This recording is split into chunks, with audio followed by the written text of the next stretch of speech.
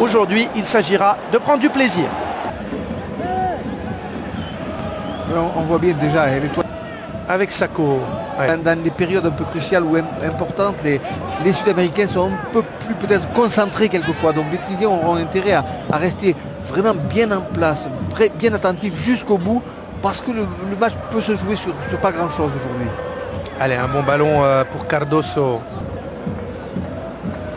Pas trop vite, ils essaient justement d'attendre que le ballon soit peut-être sur le côté pour arriver à... Banega.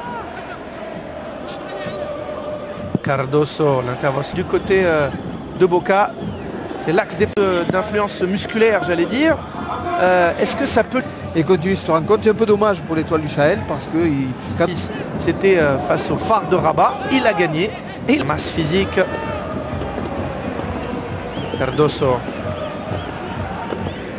On appuie sur Martin Palermo. Et Afenrarbi qui récupère le ballon, mais pas pour très longtemps. Moussana. Un peu crispé, donc il peut... Fabri. Diego Latorre aussi, qui était la tête d'Herzl. 3 cartons jaunes déjà dans cette rencontre. Banega, Cardoso. Mais qui apparemment s'équilibre bien pour le moment, en tout cas entre les deux équipes. Cardoso avec le travail défensif de Charmiti. Le centre, ballon qui reste dans...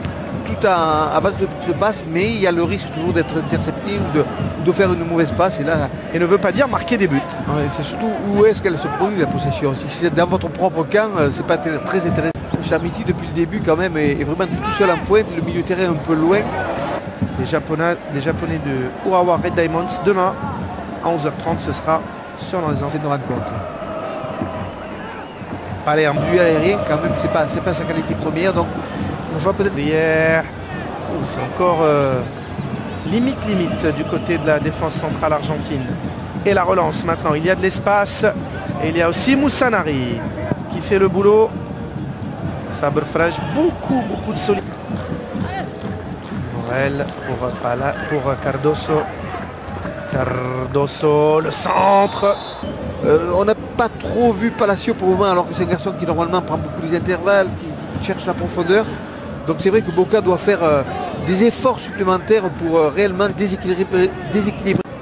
Dans le championnat argentin, avec ce bon ballon dans le dos pour Palacio maintenant. Palacio qui va entrer dans la surface. Palacio qui se met sur son pied droit. Le centre en retrait et l'ouverture du score.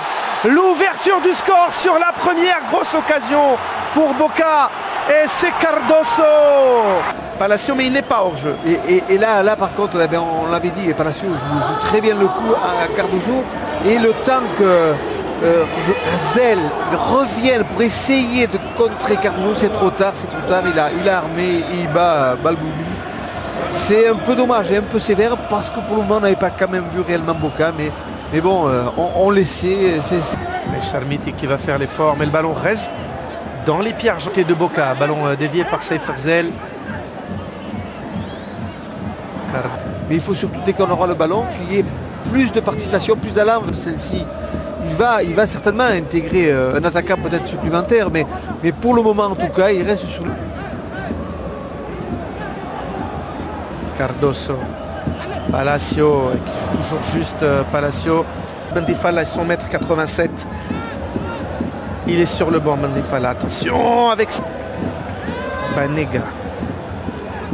Attention à ce débordement. Le centre, non, finalement. Pour l'étoile que Charmiti, mais bon, il a pris le risque. C'est le geste de l'attaquant.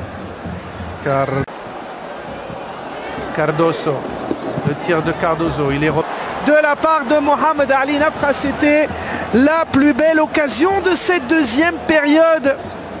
Un tout petit peu plus devant, il arriverait à... Cette équipe de l'Étoile, Palacio qui laisse jouer pour Cardoso, le centre de Cardoso, la déviation d'Herzl, ça revient encore sur Banega, et on repasse par Cardoso, le centre de...